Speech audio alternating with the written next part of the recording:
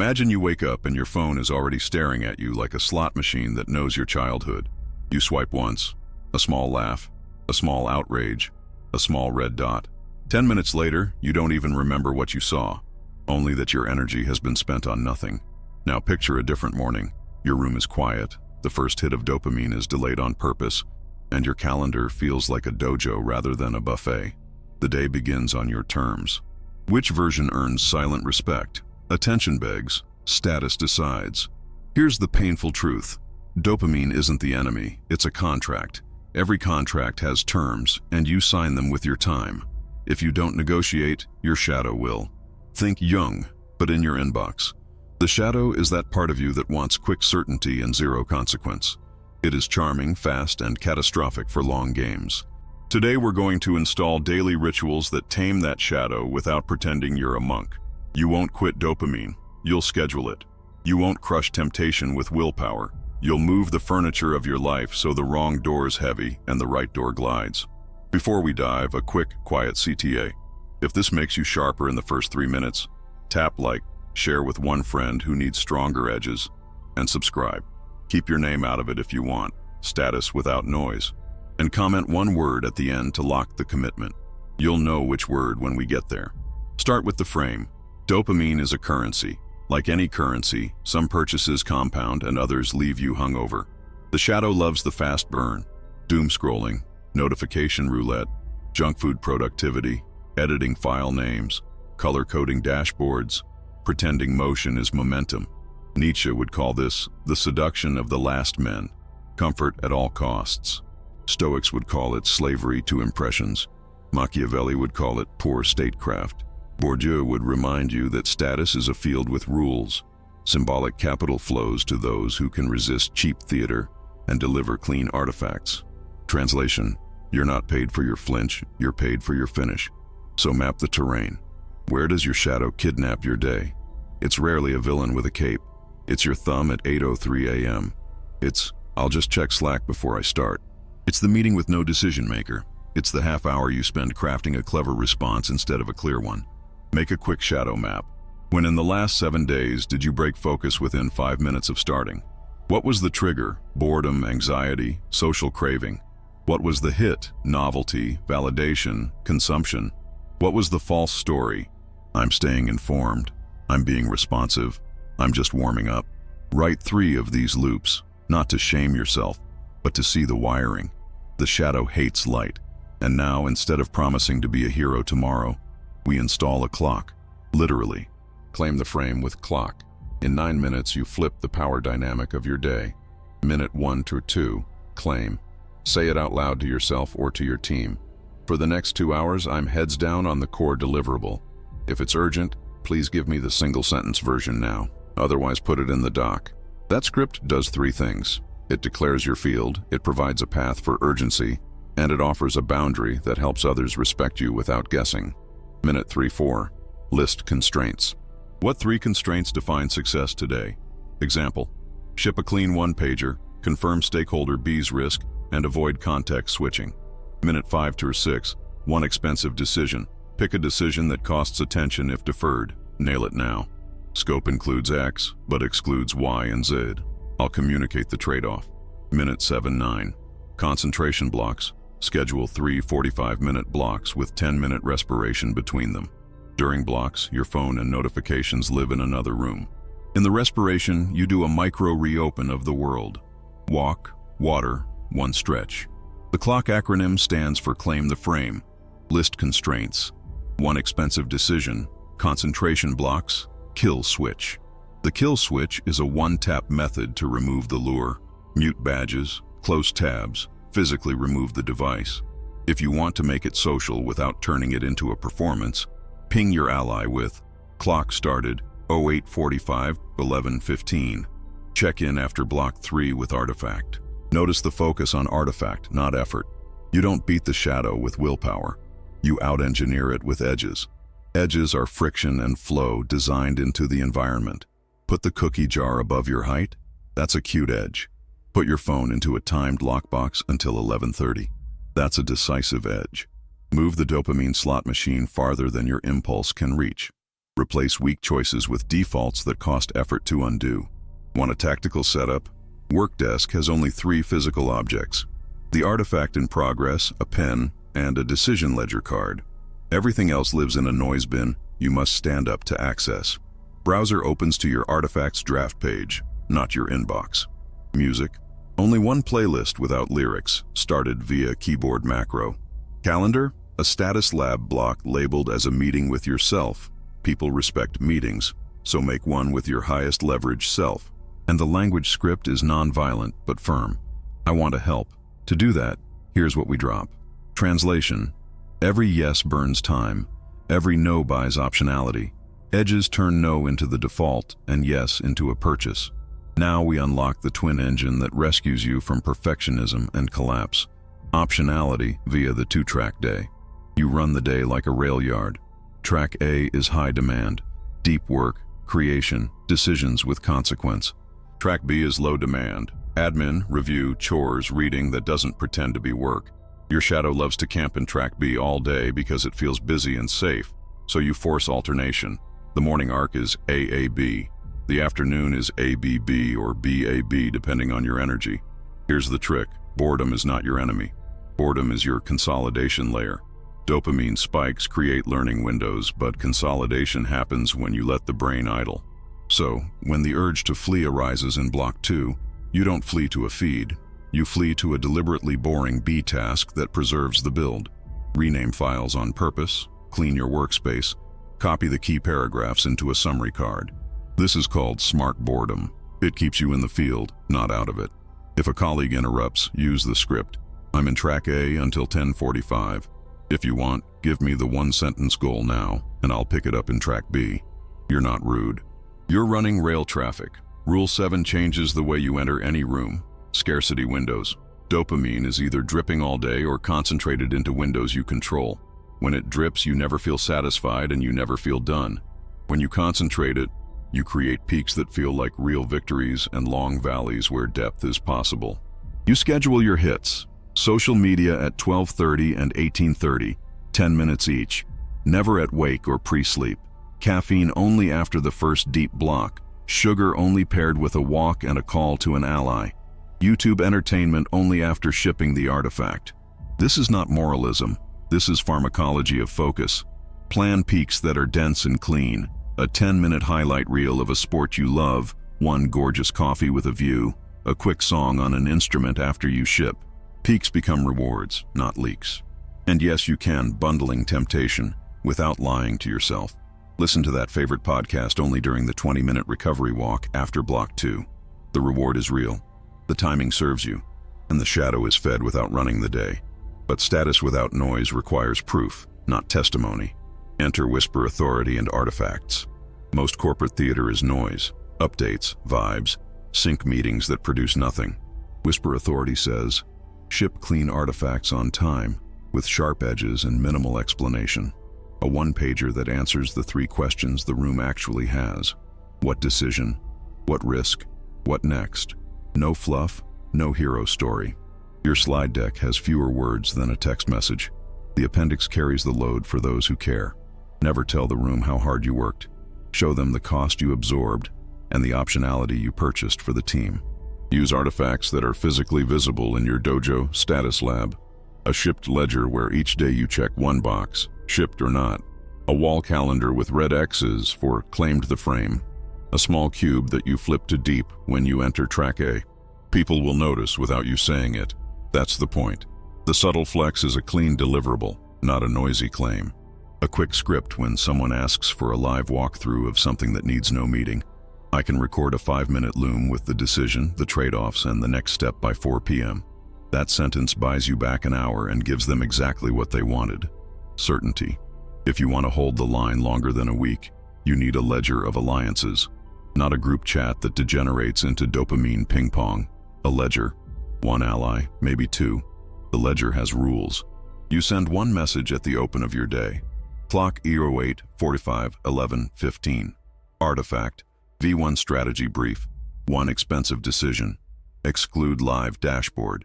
You attach a single photo of your blank desk and the time on an analog clock, because images create a hook in the brain. Your ally replies only with 3 emojis they preset with you. Check, saw it. Bell, will nudge at the deadline. Sword, challenge if you break the frame twice in a row. No open debate, no therapy, no moralizing. Once a week you run a 5-minute call where each person reads their ledger aloud. Shipped days, broken frames, top trigger, next edge install. No gossip, no venting about managers. This ledger isn't about feelings, it's about the economy of respect. Curious twist, appoint an anti-mentor, someone who represents the path you refuse to take, not to mock them, but to remind you of the cost of drift.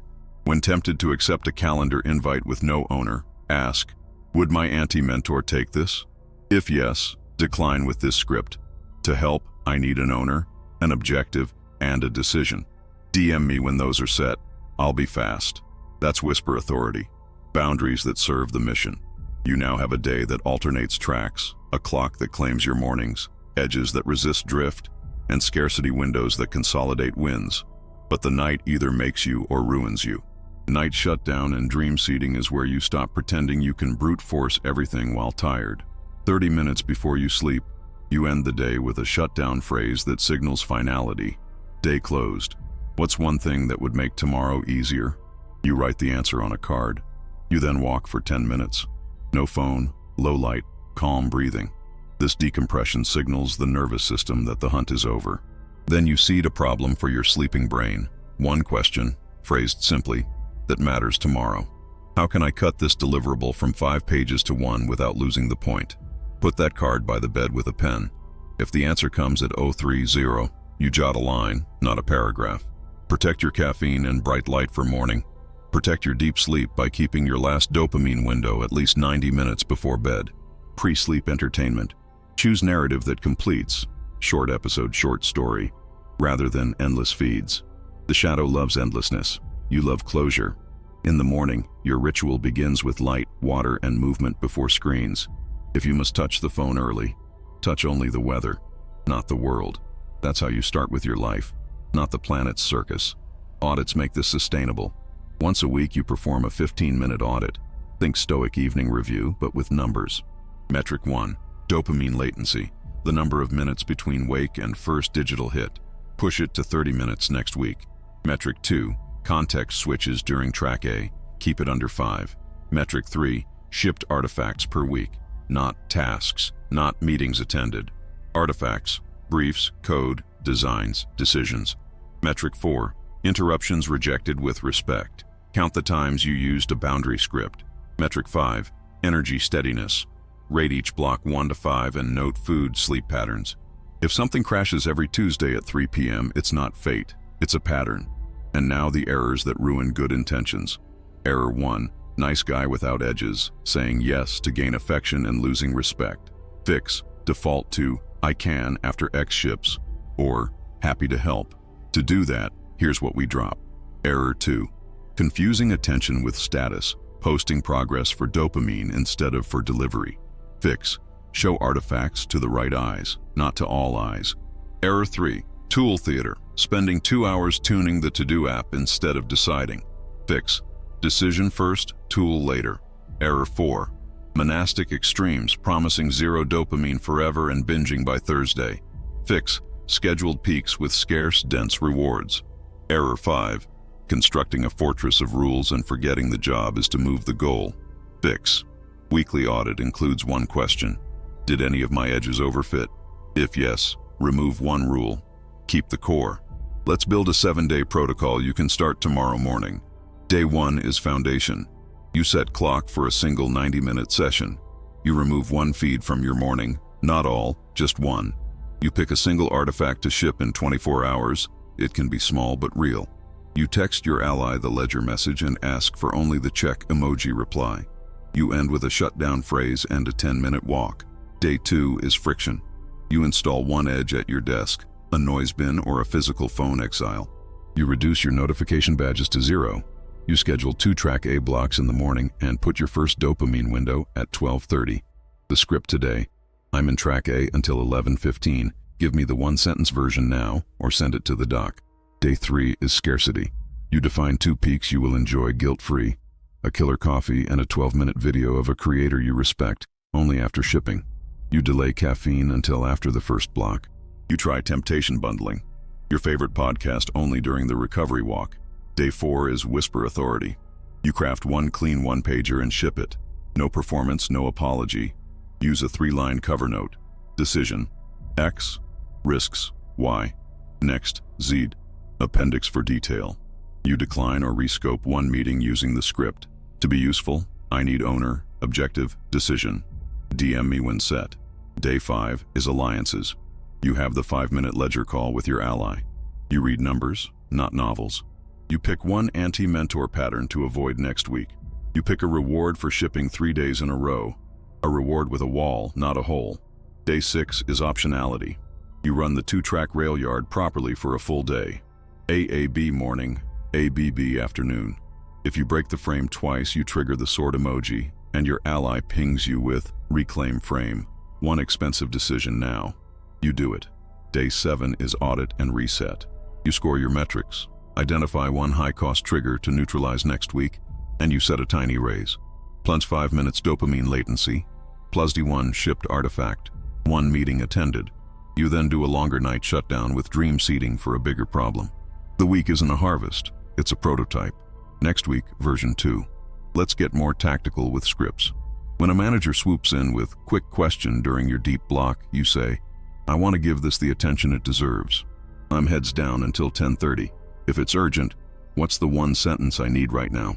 Otherwise, I'll ping you at 10:35 with an action. If someone argues that you're unhelpful, you say, I'm protecting the delivery you asked for. If the priority changed, I can switch. Tell me which artifact moves to next week. In negotiations where someone tries to expand scope without expanding time, you say, I want to help. To do that, here's what we drop. Pick 2 of the 3, speed, scope, polish. In a meeting that's spiraling, you claim the frame. It sounds like there are 3 different decisions here. Which one do we want now? When handling your own urge to check news, you narrate the contract. If I buy 10 minutes now, I will pay 30 later. Not a good trade. That sentence is a small Machiavellian move against the prince inside you who wants to be entertained. Language matters. Whisper authority is not silence. It is precise speech that reduces cargo for others. Concrete office examples sharpen the blade. You're in a product review. People are vying for airtime. You intervene once, precisely, with an artifact. Here's the 1 page with the decision and risks. If we approve, we reduce time to value by 2 weeks at a small risk of false positives. I propose we monitor with metric Q weekly and roll back if it exceeds 3%. You stop talking. The room shifts from who is clever to what is clear. Another example. Your teammate pings you at 9:15 for help on something tangential. You reply, I'm in track A until 10:45. If you paste the doc link with a single question, I'll give you a 2-sentence answer then. They learn to respect your field. You teach people how to treat your time by how you treat it. And when you slip, because you will, you don't build a courtroom, you build a lab. That's the whole point of calling your workspace a dojo status lab. We test, we measure, we adjust. No guilt trophies. A quick word on the psychology underneath, plain English. The shadow is not evil. It's the part of you designed for short-term safety. It hates uncertainty and loves completion. So give it completion, but on your terms. Micro-completions are how you keep it from hijacking macro goals. That's why the clock ritual has a 1 expensive decision up front. It gives your shadow the certainty it craves, so it will stop screaming while you do the deep work. That's why scarcity windows work. Your brain prefers anticipated rewards to random ones. Anticipation is calmer, cleaner, and easier to put down. That's why the 2-track day works. When you feel stuck, you don't nuke the day. You slide to a low-demand activity that preserves the context. You're not quitting, you're idling. And that's why whisper authority works. Humans respect visible cost. When your edges show up as shipped artifacts and clear boundaries, people feel the weight you carry without you shouting. Status is merely perceived discipline over time. Now, measurement. If you can't measure it, the shadow will tell you it's working when it's not. Use a simple daily card. Lines, wake time, dopamine latency, track of blocks completed, context switches, artifact shipped, YN. Interruptions declined, count, planned peaks, count, Broken frame, count. Shutdown done, YN. Dream seed written, YN. Keep the card visible. Your goal is not perfection. Your goal is to make the numbers boringly consistent. 2 weeks of boring beats 1 day of heroic. Watch for 2 inflection points. The second week where the novelty wears off, and the 4th week where people around you test your edges. That's not hostility, it's social calibration. They want to see if your edges are theater or steel. Make them steel with kindness. Let's also anticipate high-risk scenarios and plan countermeasures. Travel week. The phone becomes a map and boarding pass only during airport windows. Otherwise it sleeps in the bag. Back-to-back meetings? Turn track A into a micro version. 25-minute focus sprints between calls with 1 micro artifact each time. An email that actually decides something. A doc that removes a question. Family dinner? Your dopamine window is a board game, a walk, or cooking. No feeds at the table. Your shadow will survive. Sickness or fatigue? Drop the demand. ABB day minimum. The rule here, keep the ritual small, but keep it. White-knuckle plans break, humble plans bend. There's also a political dimension none of the self-help books want to say out loud. Offices reward people who generate certainty under constraint, people who convert ambiguous input into artifacts that shift risk off the group. You can be kind and still guard your time like a professional. You can be generous and still charge attention tax for interruptions. I can switch now if we pause X. Silent status isn't being aloof, it's being reliable without spectacle. Nietzsche would say, become who you are. I say, become the version of you that ships with edges. If you've felt the pull to show constant availability, here's a reframe that will save your career. Responsiveness is not service. Clarity is service. You serve by delivering what moves the mission, not by being a live chat. You don't need to announce a grand revolution. You just need to show, day after day, that your time is expensive because your outcomes are. People respect what you respect. Now let's close the loop with a micro challenge and a clean identity reframe. For the next 7 days, you are a frame claimer, not a feed checker. Your dojo is your phone-free desk, your ledger, your walk, your one-pager. In the morning, you delay the first hit. You say the line, if I buy 10 minutes now, I pay 30 later. You start clock, you pick one expensive decision, you run AAB, you seed a problem at night. You treat dopamine like a budget and status like interest. Micro challenge, day by day, lightning round. Tomorrow, claim the frame out loud and do one expensive decision in the first 9 minutes. Day 2, install one edge and exile the phone. Day 3, schedule 2 scarcity windows and bundle a reward to the recovery walk. Day 4, ship 1 clean artifact and use a boundary script once. Day 5, run the 5-minute alliance ledger with 1 ally and appoint an anti-mentor. Day 6, run the full 2-track day and rescue 1 derailment by sliding 2 i.e. track B instead of feeds. Day 7, audit your numbers and raise your latency by 5 minutes. That's it. If you want to lock it socially without inviting chaos, comment 1 word. Frame. If you'll claim the frame tomorrow, clock if you'll run the ritual, edge if you'll install 1 friction. Keep it elegant. Keep it yours. If this helped you feel a little more in control, like this video, subscribe for the next build, and quietly share it with 1 colleague who values respect over noise. No spam, no self-congratulation. Just a new contract with your attention. The shadow will still whisper, that's fine.